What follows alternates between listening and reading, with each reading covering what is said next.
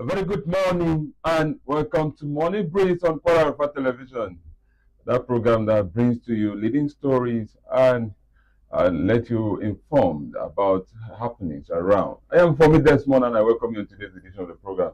Mr. Thomas, good morning and welcome. Good morning. Yeah, another beautiful day for us again. Yeah. Yes. All right. I know you've been tracking, and we have a lot of stories about talking about the recent development from the state. We've been tracking and speaking to the committee that the governor has been setting up, especially in the area of security. Looking at it, that what has come out of those committees that have been set, and how long will it take them to bring recommendations to the governor so that actions can be taken. And yesterday, we are happy that one of those actions were taken, which was Governor Kefa's received committee government house expansion report. Report was finally submitted to him, and the Speaker House of Assembly, Right Honorable John Kisito Bonsena, was there to submit this very important report because he was the one that was the chairman of the committee, and they went round the three zones and they did what they were supposed to do, and yesterday they submitted their report, and that's what played out yesterday. And we'll be looking at what will be coming forward in the few days. I know action has also been taking place already because yesterday evening we saw another press release where the governor appointed or he created a committee that will take care of all the government properties, government land that people have been using or maybe have been trespassing. There's a committee now that will go out there to see that those lands are being taken back to the government because people have been using that opportunity maybe to occupy places that does not belong to them legally. So what do you have to say about this, Mr. Thomas, before we move forward to other leading stories? All right. Yesterday there were two reports that were presented to the governor. One of it is the report for the security summit that they had across three senatorial zones, the northern zone, central zone, and the southern zone. So the committee wrote their report and presented it to the governor. And another report again that was presented to him was the government house expansion committee. That's right. Yeah, that report was also sent to presented to him. The committee for security summit was chaired by the Speaker House of Assembly, and the committee for government house expansion is chaired by the former governor of Taraba State, Reverend Jolie Yami. These reports have been sent. I can't talk into the report because I don't know the content of their recommendations. I have my reservations on one of them, which is the government house expansion. Before this administration, Governor Darius Ishaku was building a new government house around corner axis. That project started and it was abandoned. And this government came and renovated the existing government house and now set up a committee to expand the area. What that means is that they are going to acquire properties around the current government house so that the expansion will be done. We are already talking about we don't have adequate funding. That is why major projects in the state have not been done. And even the one that they've started have not been completed because it's all tied to funding. And now you are pushing for government house expansion. That means you are acquiring property. And this property that you are going to acquire is not that these people got it illegal. It's a legal one. So that means a lot of negotiations will be done for compensation. Then you have to come and demolish them before you now start erecting new structures. This don't sound smart to me because I feel resources that is going to go into this should it have gone into the new one that the previous government had already set in place. That project would have gone significantly deeper than where it is today. If this government in some sort of way felt that that site is not convenient, they could sell it or convert it to another project. For instance, during Jolie Yami's time, he built what he called Copper's Permanent Orientation Camp in Zim. So, and he was proposing the university already. When Dan Baba came in, he now actualized the plan for establishing Taraba State University, which it started in the administration of Reverend Jolie. And he converted that NYC orientation camp that was supposed to be sited in Zing to be the current College of Education. And now moved based on priorities. And now moved the college, what do you call it? College of Education here to Zing, and now built another orientation camp at Sibri. That was the plan. So if for some sort of reason this government felt that that project that they started for government house is not convenient, they could continue with it and convert it to something else. But to me, Taraba, we have pressing challenges. Our roads are terribly bad. Our schools are not even in good shapes. The government is doing a lot of work. This smart school that they are even building, 60 of them, if this fund now that they will use to acquire properties around government house can be pushed into completing these 60 smart schools, it's going to boost the educational standard of the state. And besides, the government priority is education. KEFA's one top agenda is education. So I don't know what they are doing, but seriously, I think that idea should not be followed to the logical conclusion.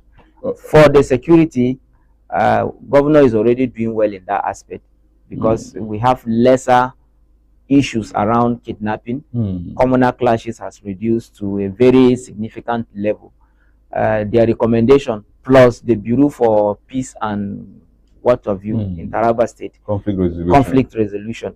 These two reports from this one and the effort of that bureau, if government can put into action, we are going to come to a level where we have some high level of peace in the state, and that will also call for more investment. Will also boost agricultural activities, and will also strengthen what do you call it, other developmental stride in the state. All right, let me look into the press release that we had yesterday. It says task force on recovery and confiscation of government lands, and this one we have a committee. The task force goes like this. We have Nelson Nathaniel Banka is the chairman of that committee. Atiku Mohammed Tajiz, that's Taraba Geographic Information Service, is from that angle, is a member. We have Daniel Gili Kwanchi Esquire is a member. Then Mohammed Lawan Buba. We have Awudu Ishaya Gani. We have Umaru Adamu Leme.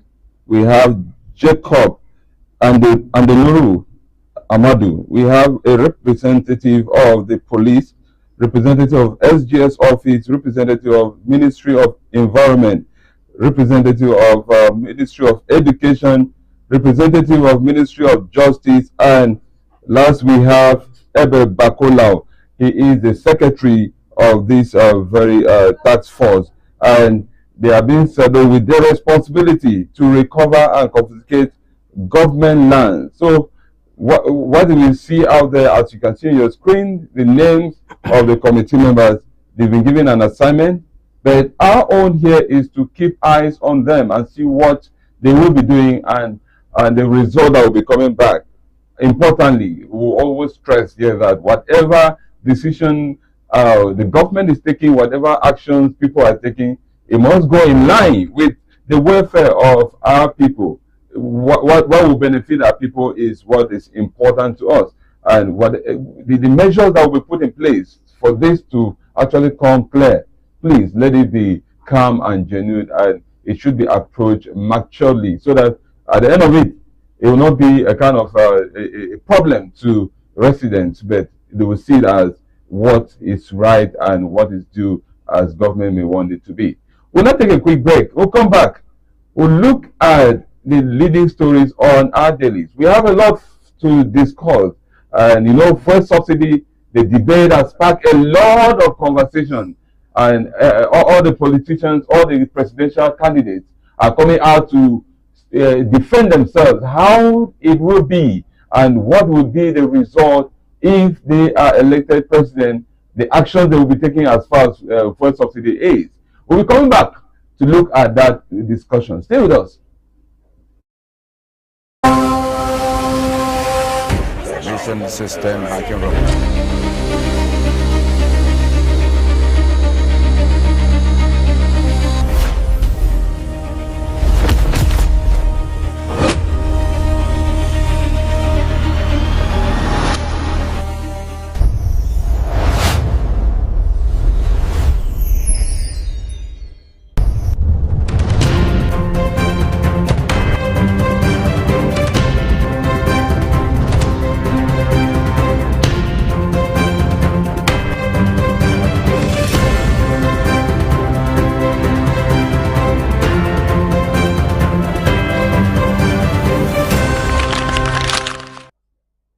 Many thanks for staying with us. The program Morning Breeze live here on Kwararafa Television, reaching from Jalingo, Taraba State. Let's look at the leading story on Nigerian Tribune. We have a leading story on Nigerian Tribune, page 19. It says, fuel subsidy sparked debate at NBA conference in Rivers.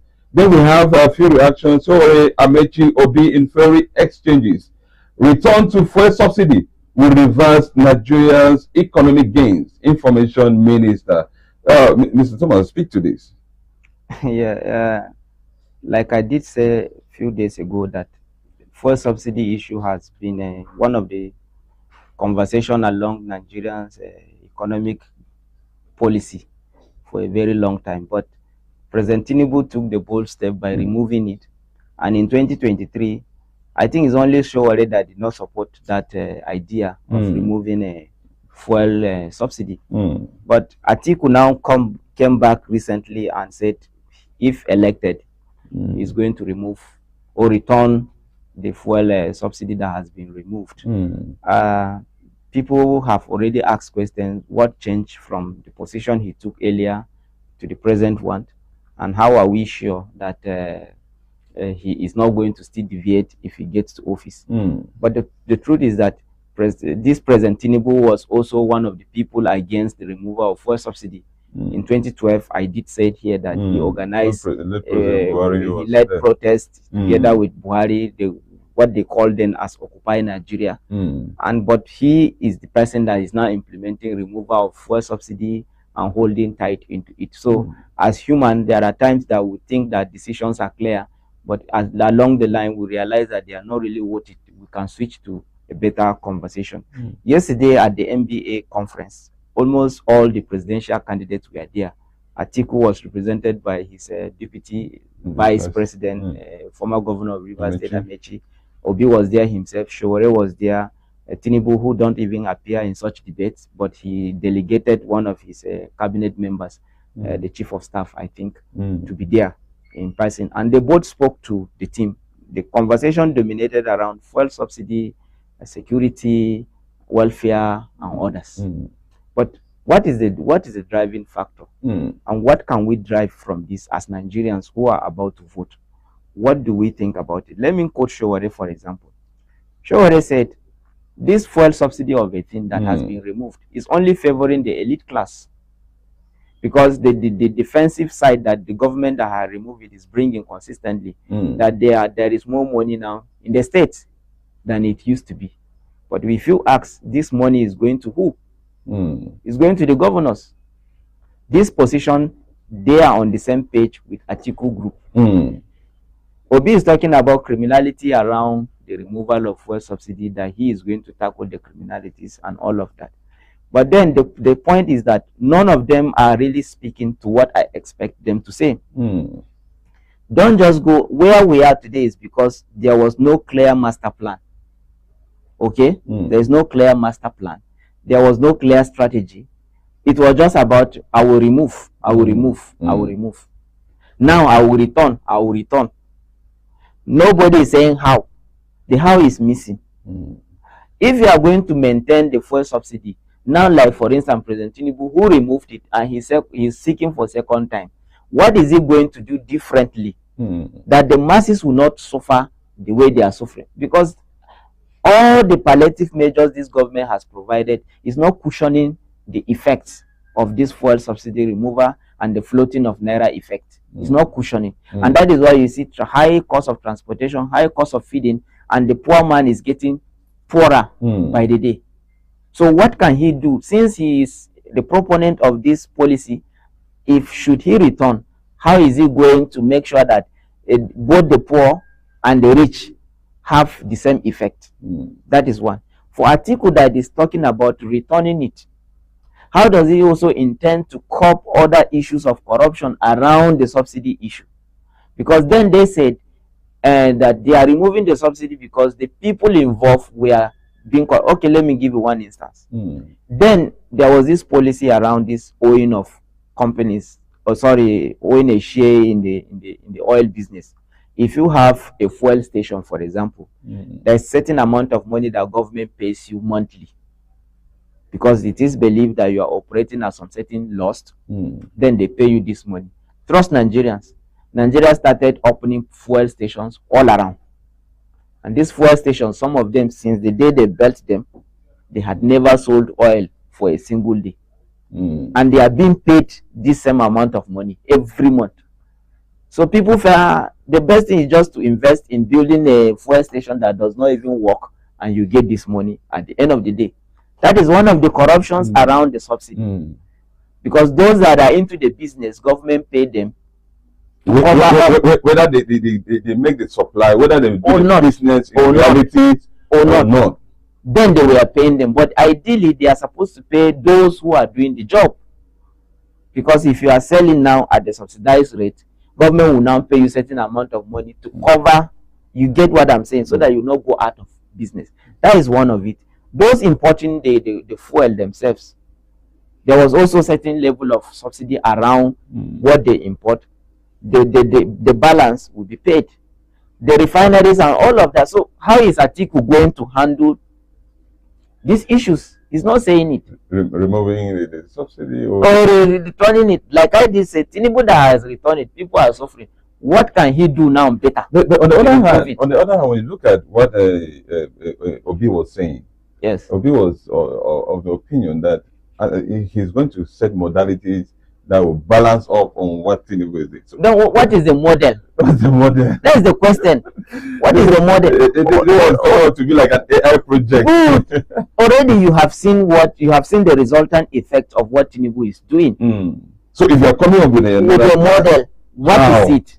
That is the question I'm saying. How they are not answering it. All right, you agree with me that at this point, slogans and long speeches, maybe rehearsed speeches by presidential candidates and people that are vying for position, you will not be speaking volumes this time around, because everyone around the globe, every rational thinking Nigeria is looking up to what are you bringing to the table? How do you want to do it? Yes. It is not about the sweet slogan. It is not about you saying a lot of speeches and maybe looking at the sympathy of maybe mercy of citizens to vote for you. Now there is a lot of concentration on the models. I think if computer science students will explain this better, because we always look at the models and how the program will flow, the data set. We are looking at those areas now. What are you bringing that is different from the person that's in? But I wanted to speak to something. Yes. The character or maybe the attitude that was being played out at the NBA's conference that was yesterday in Port Harcourt, the character that displayed out there. A lot of questions have actually come from followers looking at the attitude that were being used, or maybe the words that came out from the presidential candidate that were in the debate. You sit down, how long have you been in government, what position have you held, when I'm talking, and and people are asking, you are coming to lead us as the presidential candidate, and you're already projecting this. And this was more on Amechi, and so they were high on this. What do you think will affect their political decision? No, the truth is that one, they are human. You don't rule it out when it comes to debate. No matter how we try to separate personality from work, they are still interconnected. Okay? For instance, now, Showore is holding both Amechi and Obi accountable for the previous position they held. Okay. He's trying to reconcile their past With the with the present. If you today, as an Amechi who has been a former governor, trying to tell me that if I vote you as the vice president, you are going to fight corruption, did you repent at some point? How? What happened? What happened? Okay, during your time, there were cases of corruption here and there. Even if you are not personally involved, if you allow that happen in your government, what is the assurance that it will not happen again? You get? So that is what Showore is saying Nigeria should ask them. He said both of them had occupied office before. Obi did not do well in terms of, what do you call it? In terms of strike. And he is pioneering the crusade for education. During his time, also in his state, went on strike for a very long time. He has been going around now donating monies to hospital. But doctors went on strike for a very long time. So what has changed? Obi had not come out to apologize for the delayance during his administration, or explaining why these challenges and telling us how the change has come to be. How he has now been a new person. You know, in Christianity, they say, I'm now a new creation. You know, my past is my past. Yes. They have not said that. So that is, you cannot remove that. Okay? And for these other ones, they are also saying, what has Showore got to know about administration? He had never ruled any, like, or held any public office before. He is more of a critic on the other side. Just like I said, Amechi and Showore, their own was so tense. And I saw comments from people saying, Showore is around 50-something years. Yes. And Amechi is 61. Like that. So that this age cohort should not be exchanging words like, come on, sit down. No. That's politics for you anyway. Again, they are all coming from those that have a personality. Their personality, what the word is escaping. Their temperament level is almost on the same range. Showore is that person that speaks direct. He's not diplomatic in his comments. He says it the way he feels. What comes to his mind, that is how he's going to say it. Because he's an activist, of course, we expect that from him. Amechi too is also coming from the same trait with Showore. So that is the point. Amechi is saying in terms of governance, he has attended a certain feat that Showore cannot challenge him. Showore is also saying that in terms of holding accountability, I have gone far where you had not been. So we all have our own record, though in different perspectives. The conduct, the exercise yesterday there is all up to them. But however, if you are looking at even advanced democracies, you see how Trump is bashing people all around. You know, you see how the thing is that once it leaves the general conversation to personal personality and holding each other accountable, you are not going to escape this. Now, Thomas, I want us to speak to something. Yes. You know, previously we revealed that opposition are trying to see how they can come together to fight their way in. But with this debate, what are you saying? No, I did told you that it's not going to work. Come on, do you need a prophet to tell you that Obi is not stepping down or Atiku is not stepping down? No, Showore is not even the part of the conversation. He has, when Showore cannot step down for anyone. As a matter of fact, if Showore has a magic finger, he can wipe all of them there because he feels they are the only people standing in his ambition. You understand? But when it comes to commanding crowd, when it comes to convincing voters, when it comes to people with organic followership, Showore is not part of them. Showore is admired by Nigerians for his courage to speak to power, for human rights, fighting for freedom. He is, what do you call it? He is commended for that. But Nigerians, up to this point, have not gotten to a level of conviction that Showore could be a good leader for them. However, for people like Tinubu, for persons like Atiku, for persons like Obi, that already have their support base, remember they had like 50-50 sharing of the states. That's right. In 2023. What is that telling you in their head? That we are all potential presidential candidates. All the three of them are claiming victory to date, even when the court has already said it is Tinubu that actually won. Obi is still saying, I won. Atiku is still saying, I won. So what do you expect? You think now that it will be very difficult for these people to come together. Atiku is already saying this is his last shot. Obi is also saying, based on these zoning issues, this might be his own last shot too. He's already in his 60s, heading to 70. That if this next election cycle, conversation is not zoning it to the south, he will automatically be skimmed out of the arrangement. And you can even see his arrangement with Konkoso in the NDC that is only going to do a single term, so that it's coming back to the north.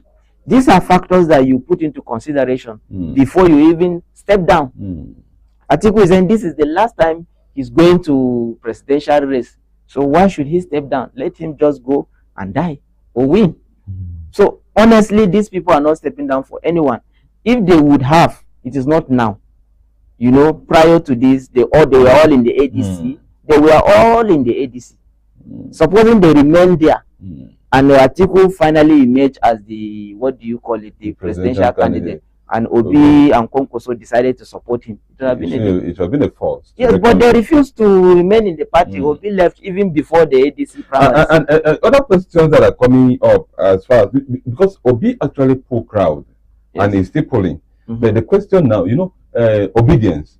Actually, the sound was so big that even if you're in your closet, you hear the word obedient. The slogan was high and was speaking on high roofs. Now, the question now is, the obedient family, are they still in ADC? No. That one. You see, let me tell you one thing quickly. Obi is in a very precarious situation. He's one of the candidates that is being led by his followers instead of him leading them. You agree with me that the energy of 2023, the obedient movement, along the street, everywhere. Yes, that is why I'm saying that, but Obi's own kind of followership. The obedience were already there. They just look for a figure and fix. Konkoso is the one leading his own crowd. Atiku is the one leading his supporters, but not with Peter Obi. Peter Obi, his own crowd are the ones deciding his next move. So even today, even if Peter wants to step down for Atiku, do you think obedient movement will agree? They will not. So that is the most unfortunate part for, what do you call it, for Peter Obi. But honestly, the coalition movement, the stepping down for a single candidate is already dead on arrival, even from the onset. And we don't see that happen. I saw Baula, I think a campaign did something on channel. He was referring to Obi as a unique content creator because most of his stuff are online, and you know, it's politics. And you can't describe Obi as a content creator. I can tell you clearly that Obi has brilliant ideas.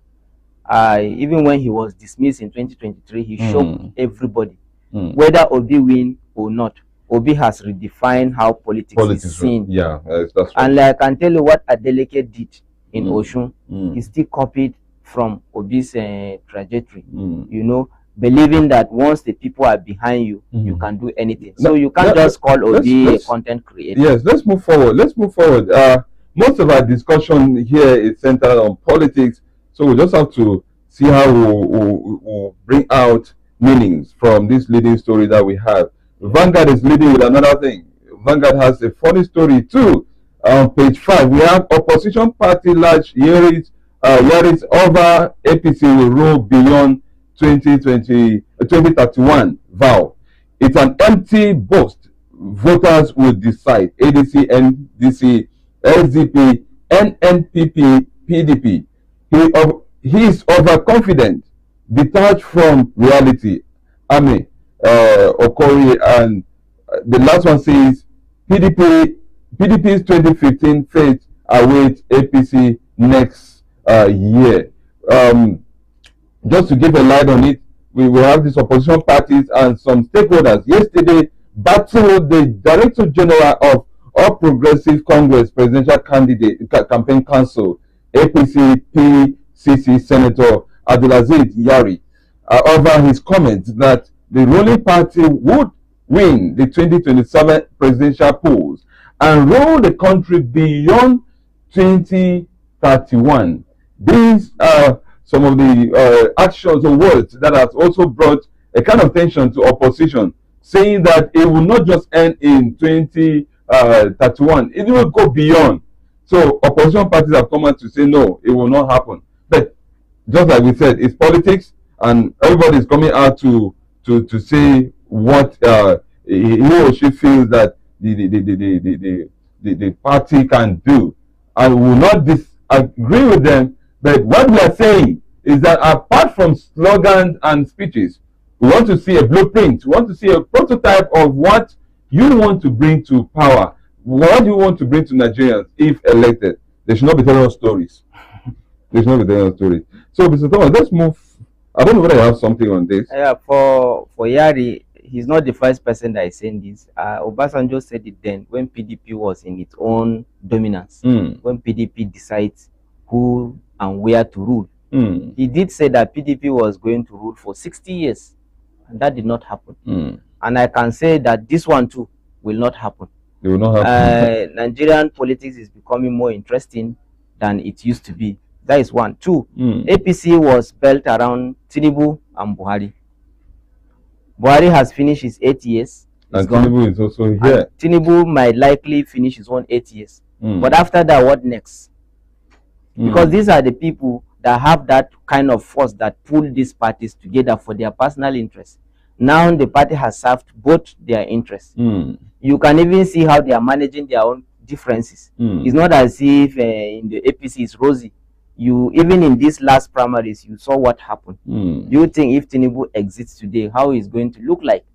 So for Yari to say that he's entitled to his opinion, and I can tell you it is what he should do, because that is what oppositions do all the time. But taking his word to heart is not even original. I can tell you that Nigerians are getting, look, NDC now is there, ADC is there, and other political parties. So how can he even come to talk about that? So he's entitled to his opinion, and I don't see that happening. Yes, it might lead to 2031, but beyond 2031, no one can really say. Yeah. All right, beyond 2031, sorry. I don't know who will be there to say what. Just like our youthful governor always tell us, 2027 is in God's hands. So 2031 is in God's hands. Let's see how and what will be happening by that time. But politics is politics, and our people always project what they want. But this time around, from what INEC Porter is reading, and from the projection of most of our youth and young and other people out there, 2027 will actually be a very serious moment for Nigerians, as we will be deciding based on what you are bringing to the table. Now, let's take a turn to what the Punch newspaper is saying. The Punch newspaper is leading with something different from politics. The Punch is leading with terrorists using dead persons' accounts, crowdfunding. This one is another funny one coming from the Nigerian Financial Intelligence Unit, saying that terrorists are using dead persons' accounts, and a lot of crowdfunding has been coming in. We have few reactions. Proxy accounts seen, coded transfer used to move illicit funds. That's from the report from the Nigerian Financial Institute Unit. We have terror commanders control accounts open in names of wives, sisters, associates. We have criminal network exploit banking, telecom loopholes as experts demand tighter checks, intelligence sharing. So we have this development, and it's a funny one. I don't know how it has been, why this has been delayed, and it's coming now. And we're looking at what we're seeing here. This report is carrying 2025 annual report from the Nigerian Financial Intelligence Unit. It should have been there since. Why is it coming now? Mr. Thomas, I know you explored this. Let's. Yeah, reports of this nature doesn't just come quickly, because they have to. They say it's annual, so it's yearly. Yeah. Annual reports, that means what happened within the year. Now that they released this one, We're expecting another one next year, maybe by this time. So That's that is right. annual. If it's quarterly report, you could see maybe 4 months or 3 months they release them. But this is annual report. So they are chronicling what happened from 2025 probably to this point, or what happened in 2025. You don't just, reports have to be genuine, and anything you are putting out there, you have to investigate. Yes, and have a backing. And have a backing and have fact, because people can fall back to this for research. People can quote this as an authentic source. So you don't just come out like that and say because you are in a haste. But what is more troubling is the way this terrorist group are devising means to collect money from poor Nigerians. You know, they go to community, they evade this community, kidnap people. Some get killed. They will seize their devices. Then, while they were alive with them, they force them to open the phones, maybe change their password, have access to the phone, then started using their account. Some of them are killed. You know, remember there are stories of even persons killed, and these people will still go ahead to collect ransom from the family members. Then after they have paid certain level of money, then they'll stop hearing from these people. What happened to their devices, their gadgets that is under their care? I think that is where telecommunication and the Ministry of Digital Economy, Technology whatsoever should come in. You know, not just SIM being active. They should try to check who is behind every SIM card being used. And that is why they say NIN should be linked to your SIM card. So who is this person using this SIM card at this time and at this location? Because they have the capability of seeing how location changes. There are certain areas that if any transaction is going on in that area should be suspicious. You know, because of one, network presence. How are they getting the network in this place? How, okay, this person was here before and he has moved here. What is the issue? They can do that. That will help. And you see now they have gone online. Maybe they could share information with this person's picture, saying that this person has been kidnapped, or this person is terribly sick, or they have a different way to crowdfund their account. And this is another way for them to get money so that they will continue sponsoring their illicit business. So our intelligence unit should quickly swing into action by tracking SIM cards. If people are like, for instance, now I don't know if we are going to eventually review it, but there are instances yesterday in Niger State where about 3 communities in one ward were attacked, and about 30 people were killed in a mosque. You know, this type of stories, you don't even get to know where their phones got into. This is the issue. The ATM card, their details, and what have you. And they took others to the forest. You know, when they are there, it's only God that knows the kind of subjection that these people get into. That's right. So our security operatives should use this report very well, very seriously, and try to see how they. I will not teach them their job. All I could say is to draw their attention to such issues and let them also take up proactive measures to see that Nigerians are not bearing the brunt of these insurgents beyond what we are already experiencing. All right, thank you so much. With these words, we are balanced and we have this understanding that this is coming timely, and it should encourage our security personnel to know that they have a lot of work to do. Just like you said, we cannot teach them their work. We just need to see that they keep it very connected and glued to what they need to be doing. And all these telecommunication offices, they should also stand up to see that more of this is tracked. Just like in the banking sector, once a certain amount of money is being transferred to some account, you see actions immediately taken.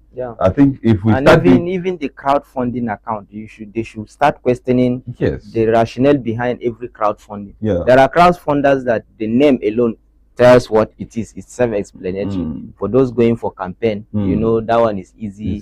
And even sickness, you can see the picture. And even from the comment section, there must be 2 or 3 persons that can confirm that this person is related to someone. But where crowdfunding is being done and there is no comment connecting to the person to whom the fund is being transferred. To whom the fund is being raised for. it calls for questions. Questions. Yes. Our intelligence officers should just be on guard and see that the right thing is done. Of course, Nigerian can be peaceful.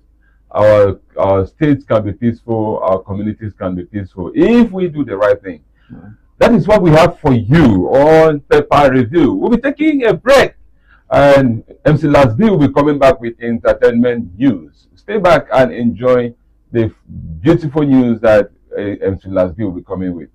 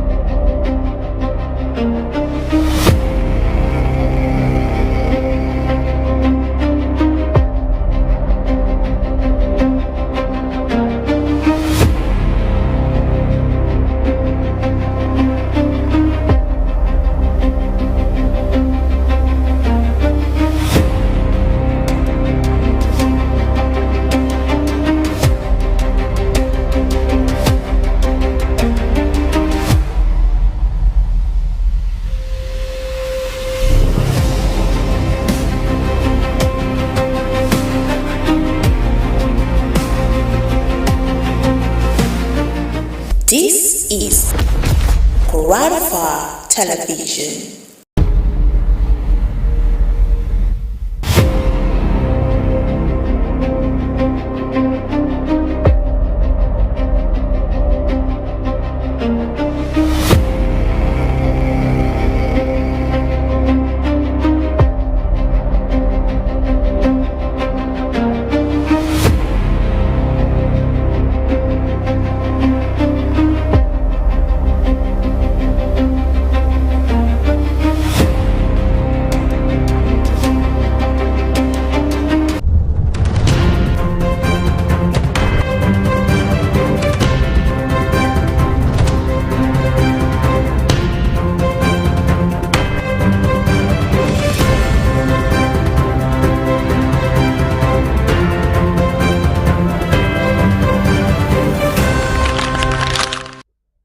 Hello and welcome to the entertainment segment of the show where we bring you the latest stories making waves in the entertainment industry. Funke Akindele faces backlash for celebrating 49th birthday hours after Ogogo's death. Pokoli on remand in UK prison, court date set for September. And we begin with a story stirring mixed reactions online. Nollywood and filmmaker Akindele has faced criticism after celebrating her 49th birthday just hours after the death and burial of veteran actor Ogogo. Funke had earlier mourned the actor's passing, but later shared birthday pictures, prompting some people to question the theming of the celebration. The controversy highlights how sensitive public celebrations can become, especially around the death of a colleague. And in moments of grief, taming and sensitivity matter, particularly for public figures. Moving on to another developing story. Nigerian dancer and entertainer Pokoli is reportedly being held on remand in UK prison, with his next court appearance expected in the second week of September for a plea hearing. The development follows earlier reports of his alleged arrest and sexual assault allegations made by a rapper MS Joji. However, the allegations have not been proven in court. So a Nigerian UK community advocate, Ulomo of the B, confirmed the remand report and urged the public to allow the legal process to take its course. Everyone is innocent until proven guilty in a court of law. So, however, Pokoli's case is now before the court. So the public should avoid rushing to conclusion, whereas allegations should be treated seriously, but judgment should be left to the court. From controversy to a powerful lesson about humility, actress Bumi Nelson has expressed regret over underestimating Funke Akindele when Funke approached her in the year 2006 for assistance. Looking back, as Nelson said, she never imagined Funke would become as